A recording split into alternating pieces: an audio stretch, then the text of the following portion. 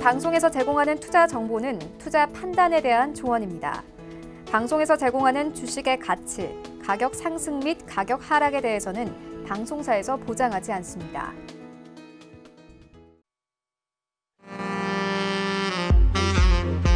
안녕하세요. 베스트 트레이딩맨 진행의 도지엔입니다.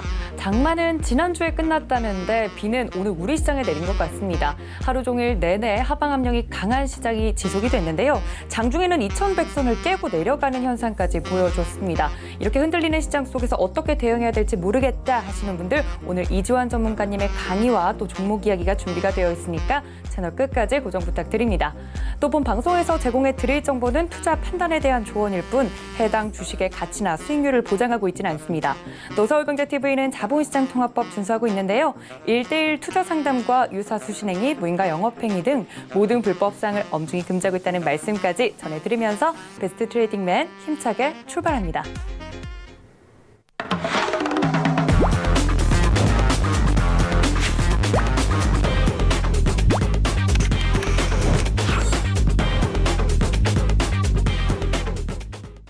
네, 저희 배트맨을 월요일과 금요일 든든하게 지켜주시는 분이죠. 이지환 전문가님 모십니다. 위원님 어서 오세요. 안녕하세요.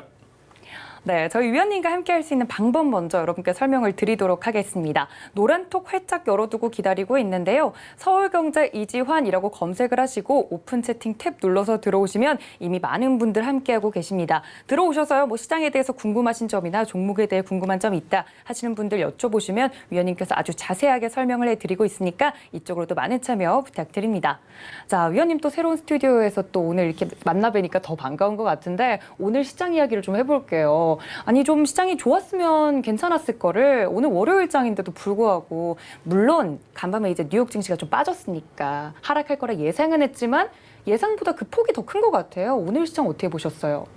네, 금요일 미국 시장이 좀 큰 폭의 조정을 받았고, 그 부분이 이제 코로나19 재확산, 이 부분이 증시에 좀 충격으로 다가왔고, 여기에 이제 미국 같은 경우는 은행주를 놓고, 스트레스 지수에 대한 통과 여부 때문에 상당히 좀 은행주가 어려운 모습을 좀 보였습니다. 이런 부분들이 이제 좀 반영이 되면서 어려워졌는데, 우리 시장도 이 영향을 좀 받았는데 사실 장 초반은 생각보다 좀 강했습니다. 이제 그 이유가 외국인들이 선물로 매수하면서 일단 시장을 좀 지지하는 모습을 보였고, 반면에 개인들이 선물 옵션 쪽에서 하방 쪽으로 대거 진입을 하면서 오히려 장 초반은 좀 강한 모습을 보였지만 시간이 지날수록 좀 흘러내리는 모습 보였습니다. 외국인들 선물이 매도로 전환되면서 전체적으로 좀 흘러내리는 모습을 보였는데 이 조정은 지난번에도 말씀드린 것처럼 일단 조정에 가능성이 있는 구간에서 나왔기 때문에 예상을 못했다라기보다는 이 조정의 폭이 이제 어느 정도 기간이 어느 정도의 조정 폭은 어느 정도까지 가느냐 이 부분에 좀 더 포커스를 맞춰서 전략을 세우시는 게 좀 맞을 것 같고 계속해서 이제 시장에 대한 악재가 보시면 6월 달에도 굉장히 어려운 장이었고 스타트를 미중 무역 갈등에 대한 부분으로 해서 홍콩 보안법 관련된 부분까지 상당히 이슈화 됐습니다. 왜 이렇게 이제 악재가 계속해서 나오느냐? 근데 지수는 좀 조정을 받지만 하락으로 전환되지는 않습니다. 원래 이 유동성 장세의 가장 큰 특징이 펀더멘탈을 기조해서 올라가는 부분이 아니기 때문에 계속해서 악재가 나옵니다. 그러니까 계속해서 이슈가 되고 이런 부분을 거치면서 계속해서 상승하기 때문에 이런 부분들을 좀 감안하시면서 이 부분이 펀더멘탈을 흔들 수 있는 악재인가 아닌가를 분명히 좀 구분을 하시면서 조정의 폭과 깊이에 대해서 이번 시간에 대해서 집중적으로 말씀을 드리겠습니다. 네, 오늘 시장 같은 경우는 좀 우리 시장이 기로에 좀 서 있는 것 같다라고 위원님께서 말씀을 해주셨고 이 조정 장세가 계속되는지 아닌지 실제로 펀더멘탈적인 부분에 이 하락이 영향을 직접적으로 주는지를 좀 지켜보는 게 좋을 것 같다라고 오늘 시장에 대해서 한마디로 정리를 해주셨습니다. 자, 오늘 시장이 좀 빠졌기 때문에 많은 분들 걱정이 크실 것 같은데요. 저희 월요일은 키워드로 보는 저희 시장 이제 이야기가 남아 있잖아요. 오늘 장은 그럼 이 하락한 내용에 대해서 좀 도움이 될 만한 강의 준비해 주셨을까요? 네, 아무래도 지금 이제 가장 궁금하신 부분은 이번 조정이 어느 정도 깊이, 어느 정도 기간까지 갈 것이냐라는 부분인데, 물론 이제 지금 완전하게 그 부분을 확정적으로 말씀드릴 수는 없지만, 과거의 사례와 현재 진행되는 부분을 좀 참고하면서, 과연 이제 코로나19 재확산과 관련된 부분에서 증시 충격이 어느 정도인가, 이 부분과 함께, 최근에 이제 수급적으로 좀 변화가 되고 있는 모습, 그리고 조금 가려져 있지만 지난주에 북한의 김정은 위원장이 좀 유화적인 제스처가 나왔는데 사실 이 부분도 악재가 좀 걷어지고 나면 증시에 상당한 영향을 줄 수 있습니다. 이 세 가지 부분에 대해서 집중적으로 말씀을 드리겠습니다. 먼저 이제 살펴볼 부분이 코로나19 재확산 우려인데 지난주에 사실 미국 증시가 큰 폭으로 좀 조정을 받았던 이유 중에 가장 큰 이유가 결국 이제 일부 주에서 뭐 텍사스라든지 플로리다 이런 주에서 경제 재개가 진행된 이후에 환자가 급속도로 증가하면서 경제 재개 조치를 일단 중지하는 모습을 좀 보였습니다. 일부. 그러면서 이제 이 부분의 증시에 대해서 이러다가 경기가 다시 후퇴 쪽으로 몰리는 거 아니냐라는 우려가 좀 나왔기 때문에 전체적으로 생각보다 좀 조정의 폭이 크게 나왔습니다. 지난주에 이제 확진자가 이제 1,000만 명이 넘었고 사망자가 이제 50만 명이 돌파를 했습니다. 이제 큰 수치가 좀 나왔는데 이전에 이제 제가 이 비슷한 팬데믹이 왔던 사례들 뭐 스페인 독감이라든지 혹은 아시아 독감, 홍콩 독감 때쯤 보시면 사망자가 5천만 명에서 뭐 100만 명, 80만 명 정도였는데 지금 이제 50만 명이 넘어가면서 그때보다는 좀 덜 하지만 그래도 상당히 이제 팬데믹이 고점이 좀 다다른 모습을 보여주고 있습니다. 이 코로나19와 이제 관련된 부분에서 이 사건 자체를 증시의 연관지에서 좀 보려면 우리가 한 가지 규정을 좀 해야 될 부분이 있습니다. 그 부분이 뭐냐면 지금 이 재확산되는 부분이 2차 팬데믹이냐 아니냐가 조정의 폭을 결정하는데 상당히 중요한 역할을 하게 됩니다. 만약에 이 부분이 2차 팬데믹이 아니고 경제 재개가 완화되면서 경제 대기가 이제 진행이 되면서 일시적으로 늘어나는 거라면 조정은 좀 얕고 짧은 기간에 끝날 수 있습니다. 반면에 이 부분이 2차 팬데믹으로 규정이 되어지면 조정의 폭은 중기 조정폭까지 좀 감안을 하셔야 됩니다. 근데 지금 판단은 안 되지만 과거의 사례로 보면 이 부분을 2차 팬데믹으로 넣는 데는 좀 애매한 부분이 있습니다. 보통 이제 우리가 2차 팬데믹이라고 할 때 규정을 어떻게 두냐면 이전에 1차 팬데믹 때 일일 사망자 최고 수준을 넘어서는 순간에 왔을 때 이제 우리가 2차 팬데믹이 왔다라고 얘기를 하는데 사실 뭐 스페인 독감 때나 이럴 때도 다 2차 팬데믹이 왔었습니다. 그러니까 기간을 두고 계절적으로 보면 계절이 한 사이클 정도 돈 이후에 만약 이제 봄에 유행했다면 가을 정도에 가을에 유행했다면 한 봄 정도에 2차 팬데믹 현상이 왔습니다. 그리고 2차 팬데믹이 왔던 결정적인 단서가 있는데 언제 2차 팬데믹이 오냐면 학생들이 학교에 등교한 이후를 기점으로 해서 대부분의 2차 팬데믹이 급속도로 왔습니다.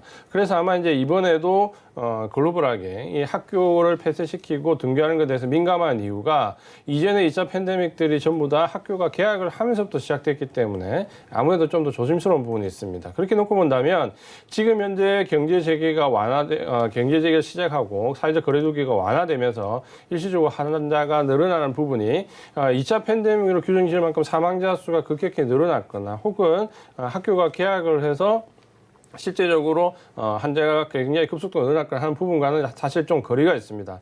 그렇게 본다면 이 부분을 2차 팬데믹으로 넣기는 아직까지는 좀 더 확인이 필요한 구간에 있고 우리가 말하는 2차 팬데믹은 지금이 아니라 가을 정도에 올 수 있다는 부분을 좀 본다면 증시에 대한 반영도를 우리가 좀 객관적으로 볼 필요가 있습니다.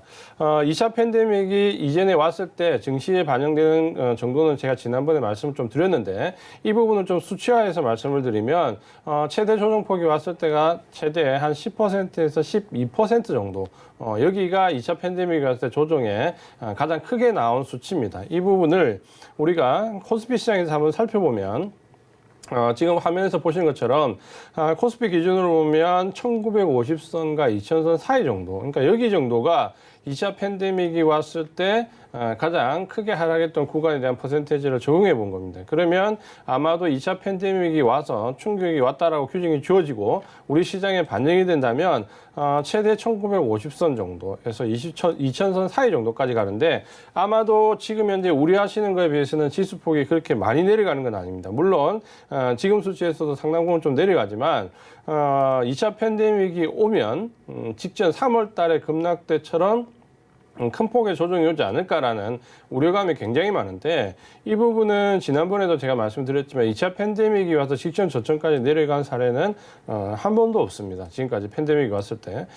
그렇게 따져본다면 결국에 이제 증시는 이 불확실성에 대한 부분이 가장 크게 반영되고 1차 충격이 왔을 때 가장 크게 반영이 되고 그보다 더 심한 실제로 스페인 독감 같은 경우는 지난번에도 말씀드렸지만 2차 팬데믹이 왔을 때 사망자가 1차 때를 능가했습니다. 그러니까 초월했습니다. 그러니까 2차 팬데믹 팬데믹 때 사망자가 훨씬 더 늘어났는데도 증시는 이중바닥을 형태를 띠면서 직전 근처에도 가지도 않고 상승을 했었습니다. 이제 그 이유가 좀 전에 말씀드린 대로 1차 팬데믹이 왔을 때 두려움에 대한 부분이 2차 팬데믹이 왔을 때는 우리가 1차 때 사회적 거리두기 어떻게 해야 된다, 방역을 어떻게 해야 된다라는 매뉴얼이 있기 때문에 크게 당황하지 않는다는 부분과 함께 두 번째는 1차 팬데믹이 온 이후에 풍부한 유동성이 공급이 되고 있다는 부분이죠. 결국에는 이 유동성이 공급됨으로 인해서 1차 팬데믹까지 하락하는 경우는 지금까지 증시에서 사실 거의 없었습니다.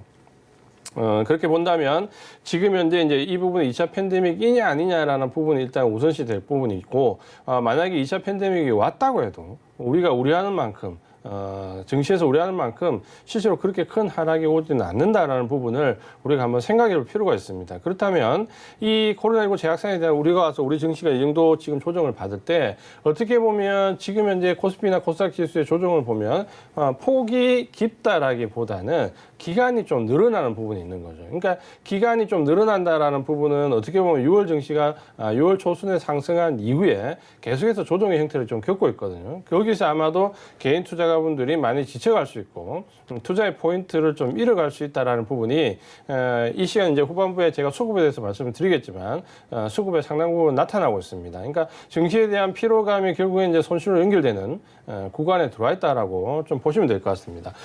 특히 제가 이제 한 가지 더 추가해서 말씀드리고 싶은 부분은 우리가 지금 포커스를 맞추는 거는 거의 치료제와 관련된 부분입니다. 코로나19 치료제와 관련돼서 지금 뭐 렌데시비르부터 해서 뭐 혈당 치료제까지 여러 가지 치료제에 대한 부분이 나오면서 증시가 들썩거렸는데 백신에 대한 부분은 사실 큰 폭의 언급이 없습니다. 그러니까 이전에 메르스나 사스 때 백신도 아직 못 만들었다. 근데 지금 현재 코로나19에 대한 백신이 나오겠느냐? 한 2, 3년은 걸릴 것이다라고 했는데 지금 보면 지난주까지 해서 백신과 관련된 부분에서 임상 이상을 마친 제약회사가 꽤 여러 나왔습니다. 그러니까 지금까지 코로나19 치료제는 어떻게 보면은 중소형 제약사들의 단발성 호재였다면 최근에 이제 백신 관련된 부분이 나올 때는 어떤 부분이냐면 뭐 굴지 아스트라제네카 같은 글로벌한 제약회사들이 거의 임상 이상을 마치고 지금 3상에 돌입하는 형태입니다. 그 부분이 나오면서 이 공급에 대한 부분이 10월 달 되면 이제 고쳐야 될 것이라는 얘기가 지금 나오고 있습니다. 그러면서 이제 각국의 백신 확보를 위한 지금 전쟁이 물밑에서 상당 부분 벌어지고 있다라는 뉴스가 나오고 있는데 이런 부분들 보신다면 2차 팬데믹이 증시에 반영된 경우가 한 3분의 1 정도밖에 안 됩니다. 그러니까 그 3분의 1 정도밖에 안 되고 그 3분의 1이 들어왔을 때도 증시 조정폭은 10%에서 12% 정도. 이렇게 본다면 만약에 백신과 관련된 부분이 이슈화되면 실제로 10% 12% 가까운 조정도 안 올 수 있다는 부분에서 우리가 과거의 사례를 보고 시장을 조금 냉정히 볼 필요가 있다. 다만 지난주부터 계속해서 미국 시장이 좀 하방 압력을 받으면서 투자 심리가 굉장히 위축되고 있다는 점 때문에 우리가 너무 학대 해석할 필요는 없다. 이렇게 말씀을 드리겠습니다. 계속해서 이제 이 부분과 연관된 부분에서 수급에 대해서 좀 말씀을 드리려고 하는데요.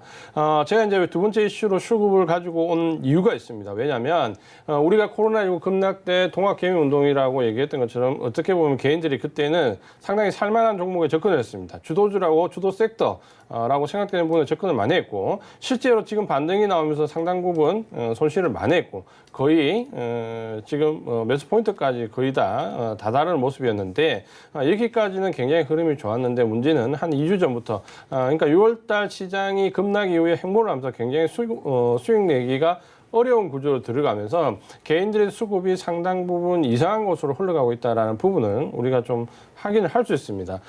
지난주에 수급 현황을 보면 개인이 약 한 2조 1,800억 정도 매수를 했고요. 기관이 2조 2,400억 정도 매도를 했습니다. 외국인은 사실 우리가 코로나19 급락 때문에 상당히 우려를 하고 있는데 실제 매도액은 1,150억 정도밖에 매도를 하지 않았습니다.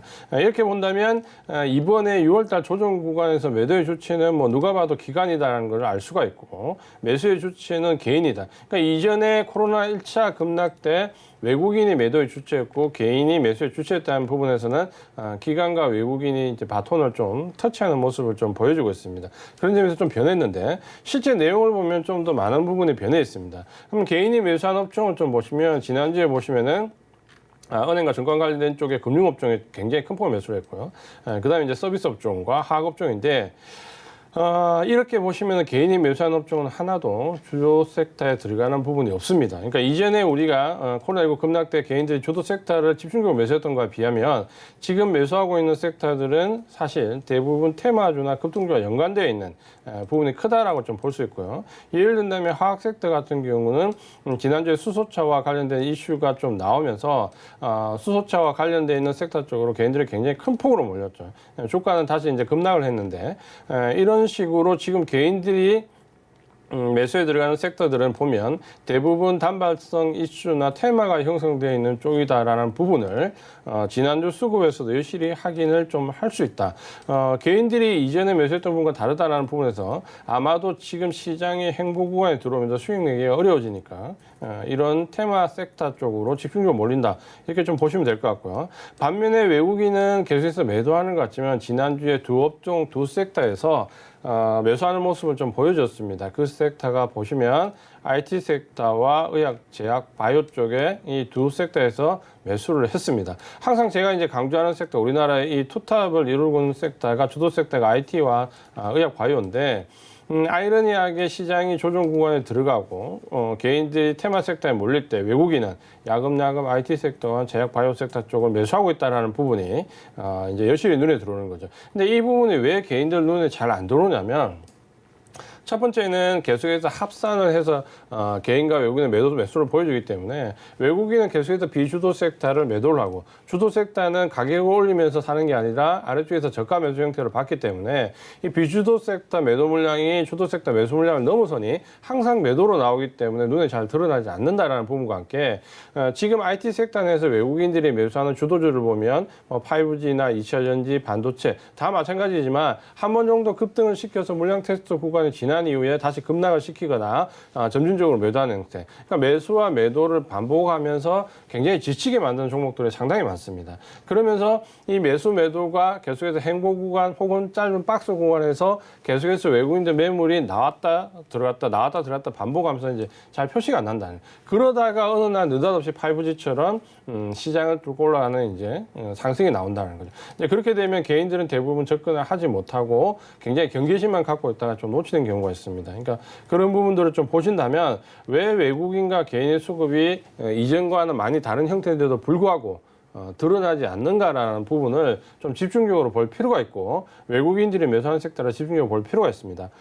반면에 이제 기관이 매수한 업종은 굉장히 제한적인데 음식료 업종 일부만 지난주에 매수를 했습니다. 아마 이제 이 부분은 실적과 관련된 부분에서 일부 매수를 했다라고 보여지고 기관이 지금 매수하는 형태는 대부분 프로그램 물량입니다. 그러니까 지금 매도의 주체도 기관인데 보면 금융투자가 다른 압도적인 매도의 주체입니다. 그러니까 금융투자는 선물과 주식 간의 차익 거래를 주로 하기 때문에 선물이 쌀 때는 선물을 사고 주식을 매도, 주식이 살 때는 주식을 매수하고 선물을 매도하는 형태의 프로그램 차익 거래만 하기 때문에 이 부분이 실제적으로 우리가 매수 매도의 질을 좀 본다면 지난번 코로나19 급락때에 비하면은 수급이 굉장히 나쁘지 않다. 오히려 우리가 체감으로 느끼는 부분만 안 좋지 알게 모르게 수급은 조금씩 변하고 있다라는 부분을 조금씩 확인할 수 있습니다.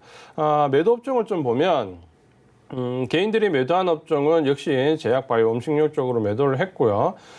외국인이 매도한 업종을 보시면은 좀 전에 개인이 매수했던 서비스, 화학, 운송 장비 쪽으로 대거 매도를 했습니다. 결국 이제 외국인들은 이렇게 개인들이 매수하는 테마 섹터에서 물량을 계속 넘기고 있고 주도 섹터에서는 기간 조정을 좀 예상을 하고 한 번에 들어가진 않지만 저가에서 계속 매수하는 모습을 보여주고 있다라는 부분이 수급적으로 여실히 좀 드러나고 있다. 이렇게 말씀을 드리겠고요. 반면 이제 기간 매도 업종은 역시 개인이 매수하는 부분입니다. 금융업종하고 IT, 서비스업인데 이 IT 업종의 매도를 보면 대부분 프로그램 매도 물량들입니다. 그러니까 어떻게 보면 프로그램 매도 물량들이 계속해서 외국인들 쪽으로 조금씩 흘러가는 모습을 좀 보여주고 있는 거죠. 이렇게 좀 보면서 전체적으로 우리가 수급의 구조가 바뀌고 있다는 부분을 인지하지 못하는 이유는 결국에는 합을 통해서 ACTS에는 전체적인 내용을 보지 않고 합만 나오기 때문에 이런 부분은 파악하기 어렵다. 하지만 전체적으로 이 수급 구조를 좀 보면 결국에는 지금 우리가 생각했던 것보다 상당히 많이 외국인들과 개인의 수급이 바뀌고 있다. 어디서? 주도 섹터에서 바뀌고 있다. 이렇게 말씀을 좀 드리겠습니다.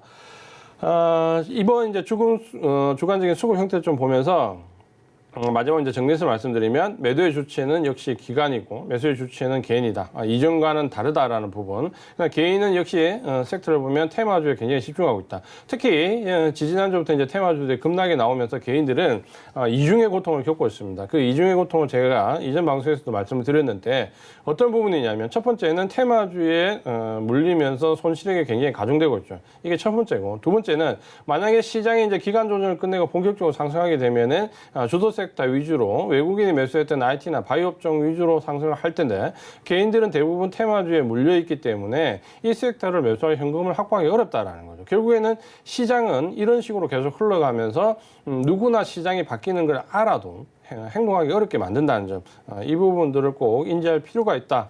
이렇게 말씀을 드리겠습니다. 그리고 이제 마지막으로 강의 주제에서 말씀드릴 부분은 이제 지난주에 있었던 김정은 위원장의 유화 제스처입니다. 그러니까 한마디로 이런 거죠. 이전에 나왔던 김여정 부위원장의 어떤 강경 조치를 특히 이제 군사적 조치를 김정은 위원장이 다 철회를 시켰습니다. 그래서 군사적 조치를 철회하면서 어떤 협상의 여지를 좀 남겨뒀는데 사실 지금 현재 우리 시장은 어떻게 보면은 코로나 이거 재확산 부분 때문에 여기에 지금 6월달에 계속 포커스를 맞췄거든요. 근데 시장이 이제 6월 달에 이 부분이 지나고 7월 초가 지나면 제가 봤을 때 그 코로나 재확산에 대한 이슈가 점점점 누그러들면서 국내 이슈로 아마 복귀하게 될 겁니다. 그러면 우리가 지금 6월 말인데 다음 주 7월 달에 좀 바뀌는 부분을 좀 인지할 필요가 있는데 그때 보면은 아마도 지금 이제 북남 관계 혹은 북미 관계와 관련된 부분에서 어느 정도 구조적인 변화가 좀 들어올 수 있습니다. 그러니까 그 부분들을 한번 체크해볼 필요가 있다라고 말씀드리겠고요. 김정은 위원장이 군사적 조치를 철회했고 문 대통령은 6.25 경중사 부분에서 대북 메시지를 그래도 좀 유화적으로 좀 제시를 했습니다. 이 부분이 이제 우리 대한민국과 북한의 관계에서 좀 변화가 좀 올 수 있는 부분인데 최근에 이제 여기에 또 한 가지 좀 생각할 부분이 뭐냐면 최근에 트럼프 대통령이 굉장히 궁지에 몰려 있는 모습이 많이 나오고 있습니다. 지지율 조사에서도 상당히 여론이 굉장히 악화된 모습을 좀 보이고 있는데 결국 이제 코로나19라는 이 재확산과 관련된 부분에서 다시 이제 궁지에 좀 몰릴 가능성이 굉장히 커지고 있는 거죠. 그러면 여기서 또 꺼낼 수 있는 카드가 어느 정도 북한과 관련된 부분의 카드를 충분히 좀 활용해 볼 수 있습니다. 그러면 이 지금 현재 우리나라와 북한과 미국과의 관계에서 부분에서 이전에 나왔던 그런 어떻게 보면 형식적인 부분보다는 실질적으로 뭔가 돌파구를 좀 찾을 수 있는 부분이 나올 수 있다라는 부분을 좀 인지를 하면 좋을 것 같고요.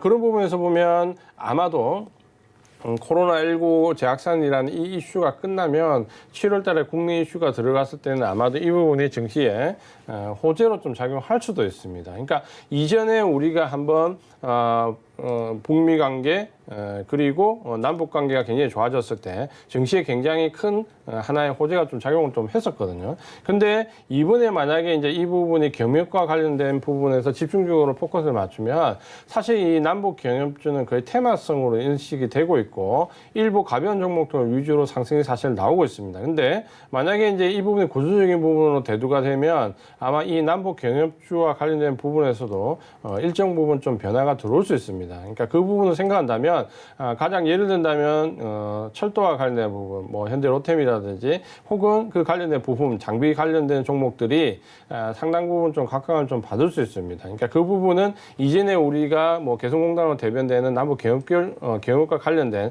일부 제한되는 움직임이라면 지금은 아마 이제 구조적으로 북한 산업 구조적으로 접근할 수 있는 종목들이 꽤 포커스를 맞출 수 있습니다. 그러니까 그런 부분들을 좀 확인을 해본다면 지금은 우리가 계속해서 코로나19 재확산에 좀 몰입되어 있지만 조금 더 시기가 지나면 이런 국내적 이슈로 전환될 수 있다는 부분을 말씀을 좀 드리겠습니다. 오늘 이제 마지막으로 정리해서 한 번을 말씀드리면 수급적인 부분과 코로나19 재확산 그리고 남북 경협 문제를 말씀을 드렸는데 가장 우려스러운 부분이 뭐냐면 수급적인 부분에서도 말씀을 드렸던 것처럼 지금 현재 한 2, 3주 전부터 개인들은 너무 급격히 테마주 쪽으로 몰리고 있습니다. 우선주의 급등, 신약 모멘텀이 상당히 죽어있던 종목들의 갑작스러운 급등, 그리고 은행주와 관련된 부분에서 일부 우선주와 또 다시 연관되어 있는 부분에서의 급등, 자 이런 부분들을 좀 보신다면은 개인들은 지금 현재 너무 급격하게 테마주나 우선주에 몰리면서 전체적으로 시장의 변화에 적응을 못하고 있습니다. 그러니까 제가 왜 이 말을 강조를 드리냐면 항상 시장의 변화의 시기가 들어오고 있고 어떤 조정의 끝자락에 들어오게 되면 이 부분을 방송이나 어디에서 계속해서 인지를 하더라도 행동하기 어려운 구조적인 상황에 개인들이 놓이는 경우가 많습니다. 그 대표적인 경우가 테마주에 물려서 조정 기간을 버티다가 결국 상승 구간에 들어갈 때 현금 확보를 못해서 주도주를 알면서도 사지 못하는 상황. 우리가 알고 있는 2차 전지나 5G나 시스템 반도체나 누구나 알고 있지만 결국에는 그 종목들이 하반기에 뛰기 시작할 때는 이미 그쪽으로 들어갈 수 있는 현금의 여력이 안 된다는 점. 그 부분이 가장 결정타가 지금 현재 테마주에 다 물려 있다는 부분. 자, 이 부분들을 좀 보시면서 전체적으로 수급적인 부분에서 우리가 좀 이전과는 좀 다른 모습의 형태를 좀 보여야 된다. 이 부분을 좀 강조드리고 싶고요. 특히 이제 오늘 업종 부분에서 말씀드릴 부분이 오늘은 5G 섹터에 대해서 집중적으로 말씀을 드리려고 하는데 그 전에 사전 배경 설명을 좀 드리자면 지금 현재 IT 주도 섹터라는 부분이 5G부터 반도체에서 2차 전지 이 순환 구조가 계속해서 순환 구조를 보이면서 급등의 양상을 보이고 있습니다. 제일 처음 IT 섹터가 뛰었던 부분이 2차 전지였고 2차 전지 끝날 때쯤 5G가 뛰었고 5G가 끝날 때쯤 다시 시스템 비메모리 반도체가 안 된 반도체가 안 된 종목들이 뛰었고 다시 행보 양상을 보인 이후에 2차 전지가 뛰었고 그리고 최근에 다시 5G가 뛰는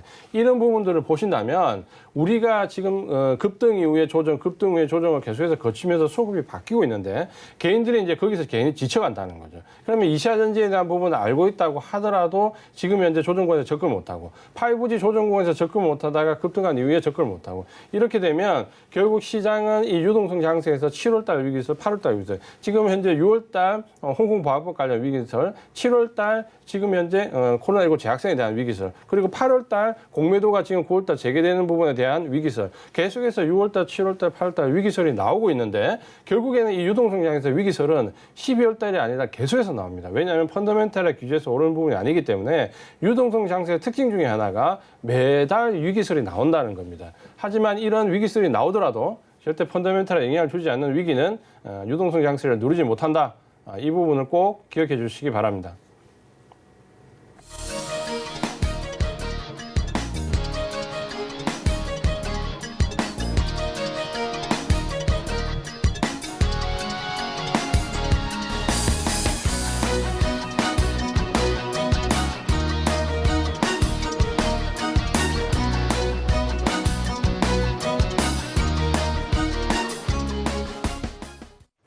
네, 2020년의 절반이 지났는데도 불구하고 코로나19의 구름은 여전히 우리 시장에 짙게 끼어 있는 것 같습니다. 거기에 대해서 위원님께서 이렇게 조정이 길어지다 보면 증시에 대한 피로도가 쌓여갈 수 있고 또 그 피로도가 쌓이다 보면 주식 계좌의 손실로까지 이어질 수 있는 점까지 말씀을 드렸고요. 미묘하게 바뀌어가고 있는 수급에 대한 동향도 예리하게 말씀을 해드렸으니까 이 점까지 모두 참고하셔서 여러분들 매매 전략 세워보시면 좋을 것 같습니다.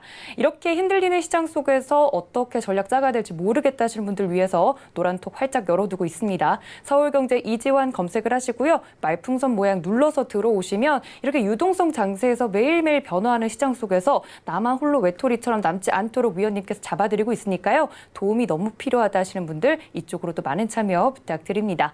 자, 위원님과 함께 이렇게 강의까지 들어봤다면요. 저는 위원님과 함께 업종과 종목 시간으로 다시 돌아오겠습니다. 잠시만요.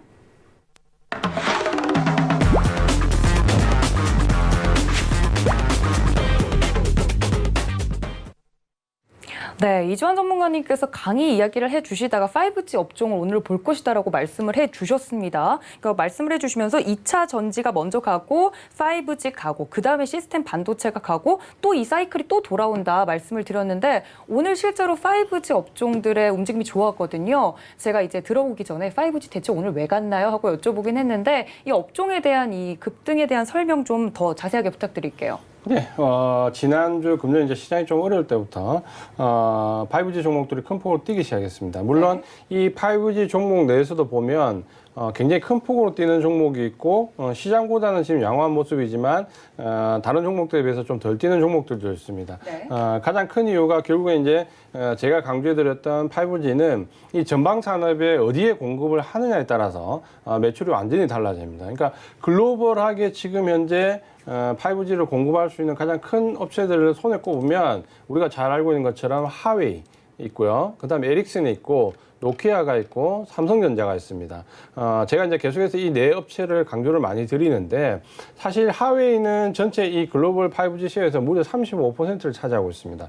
굉장히 3분의 1 이상이 5G를 할 때 하웨이를 선택하고 있는데 가장 큰 이유가 가격적인 부분이죠. 우리도 LG U+가 하웨이를 선택한 이유는 이 하웨이가 5G망을 건설하게 되면 전체 비용에 삼성이나 노키아, 에릭슨이 건설하는 비용의 45% 정도면 건설을 할 수 있습니다. 그러면 하웨이를 선택하게 되면 비용이 절반 이하로 줄어든다는 가장 큰 장점이 있죠. 하지만 이제 이 하웨이가 상당히 지금 코너에 몰려 있습니다. 그러니까 미중 무역 분쟁 이후에 미국에서 제재를 일부 풀었지만 사실 이 쿼터제처럼 하웨이를 쓸 수 있는 쿼터가 상당히 제한적입니다. 그러니까 이전에 하웨이에 대한 제재가 전면적인 부분에서 좀 풀렸다고 해도 예를 든다면 유럽의 대부분 국가는 하웨이를 25% 이상 망 구축에서 활용하지 않습니다. 어떤 나라는 10% 이상 활용하지 않습니다. 이대로 하웨이를 쿼터를 주는데 결국은 하웨이는 이제 보안과 관련된 부분에서 제재를 받고 있기 때문에 예를 든다면 이런 거죠. 대부분의 국가에서 대도시나 중요한 수도권에서는 삼성전자나 에릭슨, 노키아를 쓰고 지방에 있는 망에서는 보안이 필요 없는 곳에는 하웨이를 일부 활용하는 정도. 이제 이런 식의 구도를 많이 잡고 있는데 이 전체적인 구도를 보면 하웨이가 한 35% 정도, 에릭슨이 24%, 4분의 1 정도 쉐어를 차지하고 노키아도 20% 정도 쉐어를 차지하고 있습니다. 근데 삼성전자는 생각보다 쉐어가 크지 않습니다. 약 10% 정도밖에 쉐어를 차지하고 있지 않습니다. 어떻게 보면 이 5G 상용화를 제일 처음 구현했던 부분이 삼성전자인데 실제적인 쉐어는 상당히 낮았죠. 근데 이번에 5G 관련된 종목들 중에서 예를 들어 뭐 서진 시스템에 이런 종목들이 큰 폭의 상승을 기록했던 이유는 결국 이제 매출처가 삼성전자의 포커스를 맞추고 있는 회사 위주로 상당히 큰 폭으로 좀 뛰었습니다. 가장 큰 이유가 미국의 지금 이제 대부분의 원래 이 5G에 대한 건설은 2월 달에 일본, 3월 달에 중국 확산, 그리고 4월 달에 미국, 그리고 호주, 인도, 유럽 이런 식으로 굉장히 빡빡한 일정으로 지금 스케줄이 잡혔다가 코로나19의 영향으로 대부분 후퇴를 한 상태입니다. 그러니까 딜레이 된 상태인데 이번에 이제 경제 재개를 하면서 대부분의 나라들이 5G를 가장 선두에 지금 경제 재개하는 업종으로 지금 제시를 많이 했습니다. 미국도 그렇고 중국도 그렇고요. 그러다 보니까 지금 현재 미국에 대한 5G에서 삼성의 수주 가능성이 높아졌다는 뉴스가 상당히 나왔고 그게 이제 가능성이라보다는 실제적으로 통신사와 연계되어 있는 수주 물량에서 굉장히 구체적으로 삼성전자가 혜택을 받을 수 있는 부분이 나왔습니다. 그러다 보니까 삼성전자에 주로 공급을 하는 5G 관련된 종목들이 상당히 큰 폭으로 뛰었다 이렇게 좀 보시면 될 것 같고요. 예를 들면 서진 시스템 같은 경우는 최근에 굉장히 내부적인 변화가 굉장히 심하게 좀 겪고 있는데 그 부분에서 특히 삼성전자와 관련된 밀집성이 상당히 높아지고 있는 회사입니다. 삼성전자는 삼성전자에 올인하는 부품이나 장비 회사들을 많이 선택을 합니다. 이제 그런 점에서 서진 시스템이 상당히 각광을 좀 받고 있다 이렇게 좀 보시면 될 것 같고요. 네. 결국에는 이 5G와 관련된 부분이 지금은 하나의 IT 섹터 중에서 가장 먼저 반등을 줄 수 있는 섹터다 이렇게 말씀을 드리겠습니다.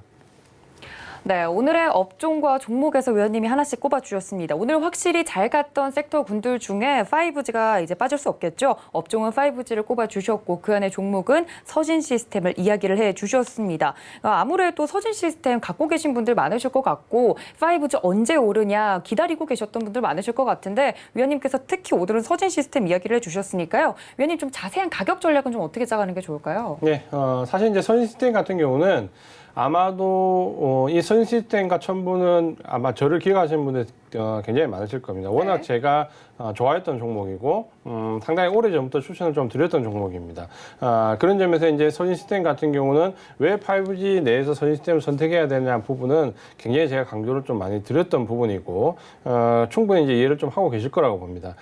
최근에 이제 금요일 날 급등했고 오늘도 급등하면서 상당히 큰 폭으로 뛰었는데 가격 전략 좀 보시면은 이틀간의 급등에도 불구하고 이 종목은 수급적으로 기관들이 대량으로 매수하는 모습을 좀 보여줬습니다. 그러니까 이틀간 급등이 나왔을 때에 수급종 구조를 보면 개인들이 이틀 동안 한 73만 주 정도 큰 폭의 매도를 기록했고요. 외국인들이 소폭 매수, 반면에 이제 기관들이 66만 주, 67만 주 이상 큰 폭의 매수를 하면서 아마도 지금 현재 이 5G 내에서 시스템을 보시면 수급적으로 개인 구조에서 기관 구조로 완전히 뒤바뀌는 어떻게 보면은 지금 여기가 출발점이 되고 있는 부분이다. 이렇게 좀 보시면 될 것 같고요. 그래서 지금 이틀간 급등했기 때문에 가격적 부담 단기적으로는 좀 있지만 수급적인 부분을 보신다면 전체적으로 우리가 예상할 수 있는 부분은 직전 고점권에서 상승 위에 좀 눌렀다가 2차 상승이 좀 강하게 나올 수 있는 그런 모습으로 좀 이해를 하면 될 것 같고요. 그래서 이 종목은 지금 가격에서 좀 눌러지는 3만 원 전후 정도에서 매수로 좀 접근을 하시면 될 것 같고요. 지지선은 아래쪽에 제가 차트 좀 꺼놨는데 27,000원 정도를 지지선으로 좀 참고 대응을 하시면 될 것 같고, 목표 가격은 사실 5G 종목은 단기간, 중기간 볼 종목은 아닙니다. 적어도 이제 내년 상반기 정도까지는 끌고 가는 전략, 최소 연말 이상까지는 끌고 가는 전략이 좀 필요하다. 장기적인 관점 좀 보셔야 되는데, 목표 가격은 일단 중기 목표 가격 4만 원을 말씀을 드리겠고요. 이 가격대보다는 좀 장기적인 관점을 보시면은 이 4만 원 가격을 훨씬 상회에서도 좀 볼 수 있다. 중기 목표 가격 4만 원, 아래쪽에 지지선은 27,000원, 이렇게 말씀을 드리겠습니다. 네, 위원님께서 정말 사랑하는 종목 중에 하나죠. 서진 시스템 매매 전략 같은 경우는 목표가 4만 원 잡고 장기적으로 좀 보셔야 된다. 5G 업종 자체에 대해서 중장기적인 시점 유효하다고 말씀을 드렸고, 손절가는 27,000원 좀 자세하게 잡아드렸으니까요. 5G 종목 중에 어떤 걸 봐야 될지 모르겠다 하시는 분들 서진 시스템 눈여겨보시면 좋을 것 같습니다. 확실히 오늘 5G 안에서도 좀 차별화된 모습들이 보였던 것 같아요. 저는 전에 5G를 처음 봤을 때 KMW가 대장주 일대를 봤거든요. 혹시 위원님, 이 같은 5G 섹터 안에서도 대장주를 가리는 흐름은 나오고 있나요? 예, 지금 현재 보시면은 사실 제가 그 5G 관련 종목에서 말씀드릴 때 가장 중요한 부분이 이제 전방 산업에 대한 공급이라고 말씀드렸습니다. 네. 그래서 제가 약간 리스키한 부분을 뭐라고 말씀드렸냐면, 예를 들어서 미국의 5G가 갈 때 오히려 인와이어리스가 예전에 각광을 좀 받았는데, 그것보다는 삼성전자 쪽으로 무난하게 포커스를 맞춘 회사들이 좀 더 낫다는 표현을 들었고, KMW가 예전에 그 노키아에 대한 공급량이 굉장히 편중되면서 주가가 한번 급락의 사태를 좀 겪었습니다. 이후에 지금 이제 매출처를 좀 다변화하면서 KMW 같은 경우는 삼성전자에도 공급을 좀 하고 있거든요. 그러면서 매출처가 좀 안정적으로 구도로 갈 수 있는 종목들 위주로 압축하는 전략이 좀 좋다라고 말씀드렸고요. 서진 시스템은 좀 독특한 구조를 가지고 있습니다. 그러니까 최근에 5G와 관련해서 베트남에서 전환 사채가 발행돼서 대규모 공장 증설이 이루어지고 있는데, 이 부분이 수주와 관련된 부분에서 이미 많은 부분이 확보가 되어 있기 때문에 이런 시설 확장은 상당히 큰 호재로 좀 받아들여도 된다. 그리고 최근에는 자회사와 관련된 부분에서 2차 전지 쪽으로 상당히 포커스를 맞추고 있기 때문에 이런 부분에서 뭐 일거양득의 좀 모습을 보이고 있다. 서진 시스템과 KMW 정도로 압축해서 보는 전략이 좋다. 이렇게 말씀을 드리겠습니다. 네, 5G 업종 중에서도 이제 전 대장주로 이제 꼽혔던 KMW의 흐름과 더불어서 서진 시스템의 이제 차이 자세히 설명을 드렸으니까 이 점까지 모두 참고 부탁드립니다. 자, 이렇게 업종과 종목까지 알아봤으면요, 저는 위원님과 함께 베스트 공략주 시간으로 다시 돌아오겠습니다. 잠시만요.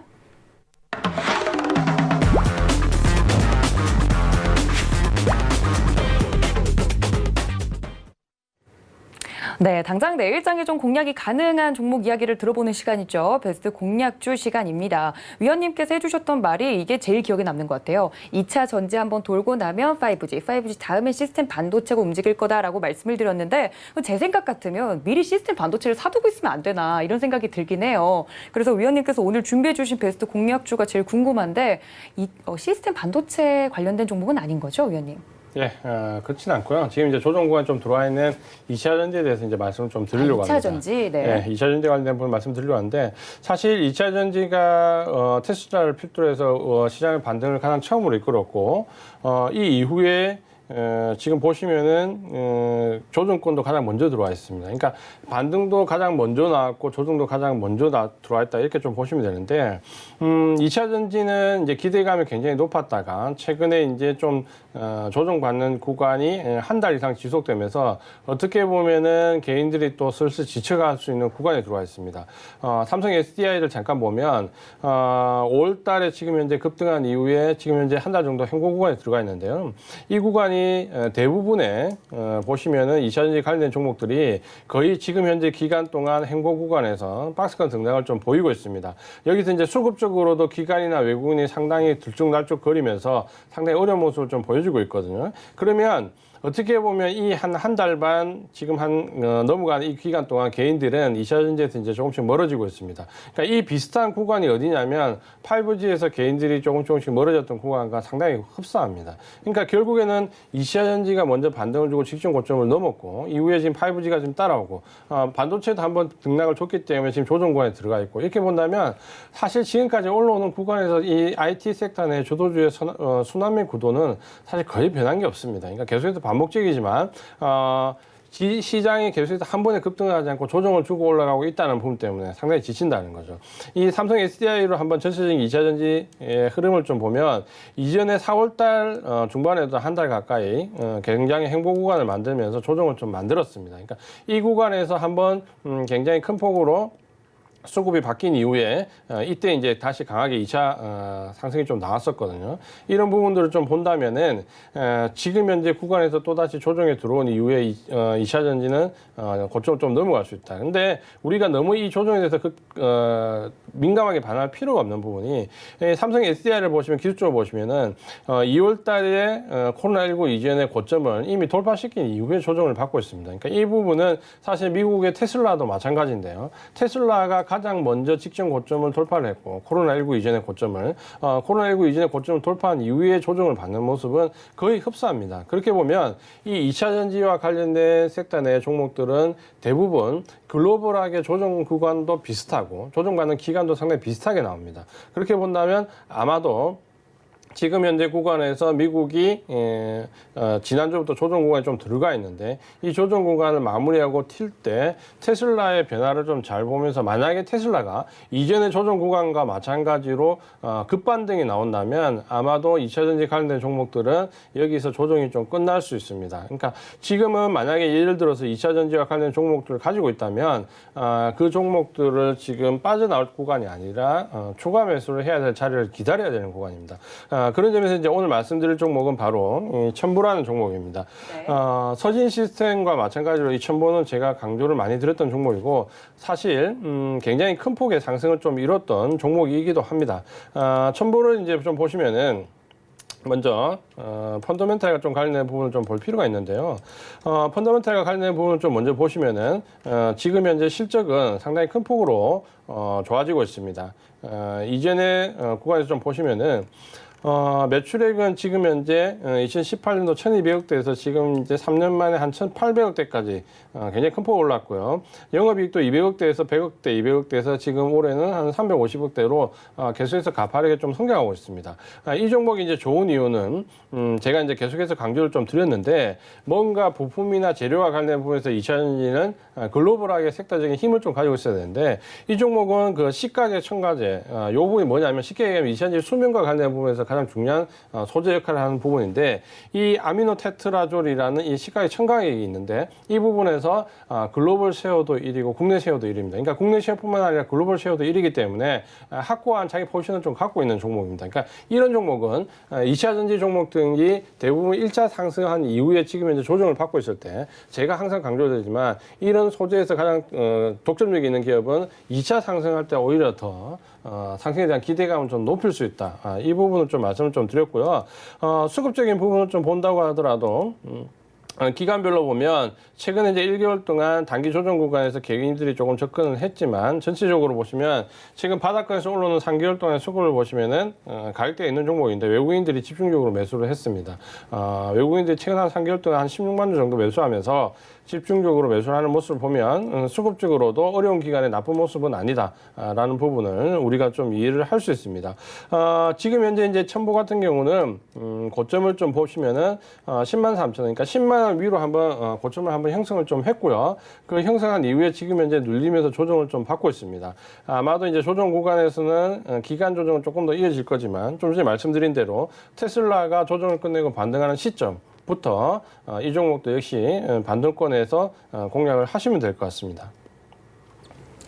네, 첨보에 대해서 위원님께서 말씀을 해주셨습니다. 서진 시스템과 더불어서 정말 위원님께서 좋아하시는 종목 중에 하나로 또 소개를 해드렸는데 매수가, 목표가, 손절가를 좀 위원님 정확하게 말씀을 해주신다면 어떻게 잡아볼까요? 네, 그러니까 이 종목은 지금 현재 마찬가지지만 2차 전지와 관련된 종목들은 한 번에 들어가려고 하면 굉장히 어렵습니다. 물론 이 첨보 같은 경우는 사실 제가 이전에 말씀드렸기 때문에 6만 원대 매수하신 분들이 상당히 많이 있습니다. 6만 원이요? 그때 이제 매수한 이후에도 제가 이제 매도 사인은 지금 안 드리고 있거든요. 그리고 이제 9만 원대에 한 번 더 추가 매수를 말씀을 드렸고, 6만 원대 매수하신 분들, 9만 원대 매수하신 분들은 계속 홀딩을 하시면 됩니다. 그러니까 홀딩 하시면 되고, 지금 조정 구간에서 최대 지금 아래쪽에 지지선을 좀 설정할 수 있는 부분이 7만 6천 원 좀 잡으면 되는데, 여기서 매수하기는 굉장히 어렵습니다. 그러니까 여기는 지지선으로 좀 설정을 하시고요. 그 다음에 이번 조정 기간은 제가 봤을 때 가격 조정보다는 옆으로 가니까 가격 조정은 얕고 기간적 양상 옆으로 갈 가능성이 좀 큽니다. 그래서 매수 가격은 8만 6천 원 전후에서 매수를 한번 해볼 수 있으면 눌림목 구간에서 8만 6천 원 정도에서 접근을 하자. 이렇게 좀 말씀을 드리겠고요. 지지선은 7만 6천 원 말씀을 좀 드리겠고요. 목표 가격은 사실 2차 전지 같은 경우는 내년 상반기 정도까지 좀 끌고 가는 전략이 역시 필요합니다. 근데 너무 긴 코업으로 좀 접근하기 힘드신 분들은 중기 정도로 중기 스윙 정도로 좀 대응을 하시고요. 중기 목표 가격은 13만 원 말씀을 드리겠습니다.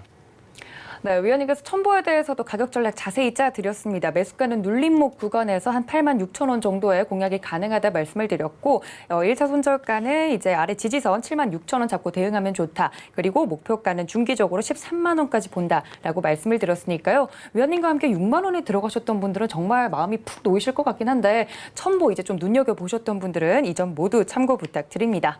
자, 위원님과 함께 하고 있는 베스트 공략주 시간인데요. 그렇다면 지난 공략주들도 한번 돌아봐야겠죠. 위원님께서 이 시간에 이제 말씀을 드렸던 종목이 서흥입니다. 그때도 이제 말씀을 가격 전략을 자세히 해주셨는데 물론 지금 수익 구간에 있긴 하지만 오늘 약간 좀 빠지는 느낌이었어요. 서흥 어떻게 다시 AS 받아볼까요? 네, 서흥 같은 경우는 사실 제가 이제 말씀을 드리면서 삼박자를 좀 가졌다는 말씀을 좀 많이 드렸습니다. 네. 그러니까 수급적으로도 사실 이 어려운 구간에서 외국인들이 좀 집중적으로 매수를 했고 펀더멘탈도 실적이 계속해서 우상향하고 있고 그런 부분에서 또 한 가지 캡슐이라는 특히 의료용 화장품용 캡슐 시장에서 국내 점유율이 95%라는 압도적인 점유율을 가지고 있기 때문에 이런 종목은 사실 이제 외국인들이 굉장히 좋아하죠. 그러니까 계속해서 한 번에 급등시키기보다는 눌려주면서 계속 우상향하면서 좀 지속적으로 상승하는 모습을 좀 보일 수 있습니다. 지난주에 이제 자회사인 내추럴 엔도텍이 유한양행과 협의를 한다는 뉴스까지 좀 호재가 나오면서 사실 흐름이 굉장히 좀 좋게 나왔고 장중에 한 7, 8% 이상 상승하는 모습도 좀 보여줬는데 지난주부터 이제 시장이 좀 급락의 모습을 좀 보여주면서 같이 조정의 모습을 좀 보이고 있지만 그래도 매수가보다는 좀 높은 곳에서 수익권에서 움직이고 있습니다. 아마도 이 종목은 지금 상승할 때와 하락할 때 기술적인 모습을 조금 보시면은 상승할 때 거래량이 늘어났다가 하락할 때 거래량이 줄면서 조정을 받는 이렇게 보면 지금 현재 바닥권에서 계속해서 우상향하는 모습에서 상당히 좋은 모습의 상향을 좀 이어가고 있거든요. 그러니까 이런 종목 같은 경우는 비중을 한 번에 너무 높게 잡지 말고 눌림목 구간에서 조금씩 추가 매수하는 관점으로 보시면은 중기 이상 끌고 가기에 상당히 좋은 종목입니다. 그러니까 지금 현재 시장이 어려울 때는 조금 버티는 종목으로 생각을 하시고 시장이 조금 좋아지면은 외국인들의 매수세에 힘입어서 충분히 상승 쪽으로 좀 많이 갈 수 있다. 이렇게 좀 보시면 될 것 같고요. 가격적인 부분은 제가 그때 54,000원 정도에 이제 접근하시는 가격으로 말씀을 좀 드렸는데, 지금 이제 54,800원 살짝 위쪽에 있고 58,000원까지, 내외 정도까지 거의 갔었거든요. 아마도 이 제가 말씀드린 중기 가격 65,000원은 시간이 그렇게 오래 걸릴 것 같지는 않습니다. 그러니까 이번 조정 정도 끝나는 말미 정도면 오히려 서흥은 조금 더 빠르게 좀 올라갈 수 있는 모습이 있습니다. 그러니까 그런 점에서 보신다면 이 종목은 너무 크게 뭐 걱정할 필요 없이 65,000원 중기 목표가까지 충분히 여유를 가지고 좀 볼 수 있다. 이렇게 좀 말씀드리겠고요. 최근에 아마 이제 종목 성징에서 굉장히 어려움을 좀 겪고 있습니다. 시장이 좀 조정을 받고 있기 때문에 아무래도 종목 성징의 어려움을 좀 더 겪을 수 있는데 만약에 당장에 지금 현재 시장이 내일 모레 이렇게 짧은 기간에 수익을 낼 수 있는 부분이 아니라면 차라리 수급적으로 펀더멘탈적으로 좀 좋은 종목을 가지고 좀 버티는 부분도 필요합니다. 그러니까 조정이 끝날 무렵에 이런 종목들이 보시면 큰 폭으로 뛸 수 있거든요. 그러니까 그런 부분을 감안하시면서 테마주 급등주보다는 한 템포 참을 수 있는 종목에 포커스를 맞추자 이렇게 말씀을 드리겠습니다. 네, 지난 공략주였죠. 서흥에 대해서도 위원님께서 자세하게 AS를 해드렸습니다. 테마주를 급등하는 테마주를 따라잡기보다는 지금 한 템포 쉬어가는 게 더 좋겠다라고까지 투자 심리적인 부분에서 조언을 아끼지 않으셨으니까요. 이 점까지 모두 참고 부탁드립니다. 1시간 동안 알찬 이야기 전해주신 저희 위원님 보내드리면서 인사 말씀 나누겠습니다. 위원님 고맙습니다. 고맙습니다. 네, 또 본 방송에서 제공해 드린 정보는 투자 판단에 대한 조언일 뿐 해당 주식의 가치나 수익률을 보장하고 있지는 않습니다. 너서울경제TV는 자본시장통합법 준수하고 있는데요. 1:1 투자 상담과 유사 수신행위, 무인가 영업행위 등 모든 불법사항을 엄중히 금지하고 있다는 말씀까지 전해드리면서요. 내일은 여러 가지 글로벌 이슈들도 있으니까 이 점까지 모두 챙기시면서 편안한 밤 보내시길 바랍니다. 지금까지 시청해주신 여러분 고맙습니다.